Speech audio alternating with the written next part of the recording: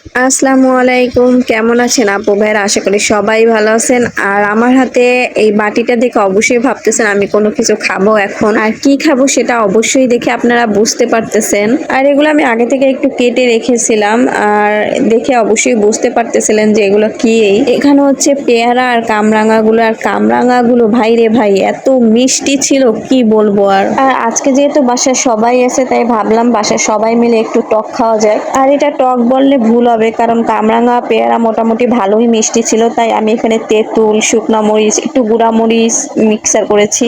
যেহেতু টক খাবো তাই একটু টক না হলে হয়, তাই সবই যদি মিষ্টি লাগে তাই এখানে আমি তেঁতুল ব্যবহার করেছি। আমি এখানে ঝালের পরিমাণ খুবই কম নিয়েছি বলতে গেলে, কারণ এখানে সবাই খাবে, বাচ্চা খাবে, মুরব্বী মানুষরা খাবে, সবাই খাবে। আর কামরাঙা গুলো এত পরিমাণ মিষ্টি ছিল, কাটার সময় আমি অর্ধেক প্রায় খেয়েই ফেলেছিলাম।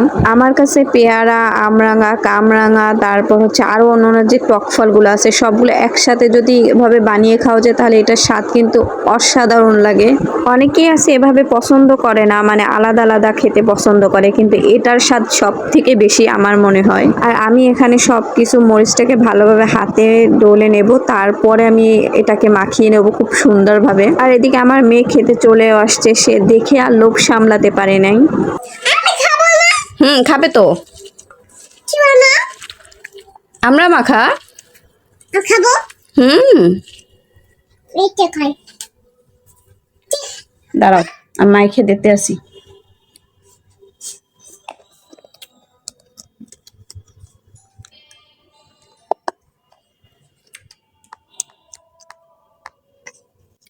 আমার মেয়ের খাওয়া দেখলে অবশ্যই বুঝতে পারবেন আমার মেয়েও মোটামুটি ভালোই টক খেতে পছন্দ করে, মানে না কোনো ঝাল, মানে না কোনো কিছু।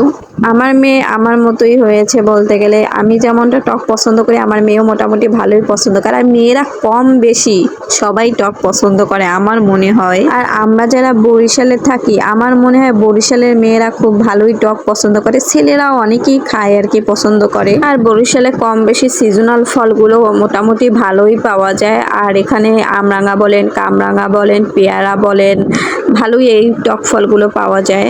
আমার মেয়ে খেতে খেতে ভালোই মুখে ঝাল লেগেছে, বারবার বলতেছে মামাম ঝাল লাগছে, ঝাল লাগছে। আর আমার মনে হচ্ছে এখানে আমার একটু আরো ঝাল লাগবে, কারণ যেহেতু কামরাঙাগুলো মিষ্টি ছিল তাই আমার মনে হচ্ছে ঝাল লাগবে। আমার মেয়ে কিন্তু মাঝে মাঝে এখানে পানিও খেয়েছিল, মানে পানিও খাচ্ছে ওদিকে আবার এই ঝাল টকও খাচ্ছে। আমি এটাকে আরো খুব ভালোভাবে মেখে নেব, তারপরে আমি এটাকে খাবো। এর আগে আমার অনেকবার খাওয়া হয়েছে, এই যে দেখুন আমি খুব ভালোভাবে মেখে নিচ্ছি। আমি যদি আপনাদের এটা খাওয়াতে পারতাম তাহলে বুঝতে পারতেন যে এটার কত স্বাদ হয়েছে। মাখামাখির পালা শেষ, এখন আমি সবাইকে আর কি দেব পিরিজে পিরিজে করে, কারণ খেয়ে বলবে তারা কেমন হয়েছে।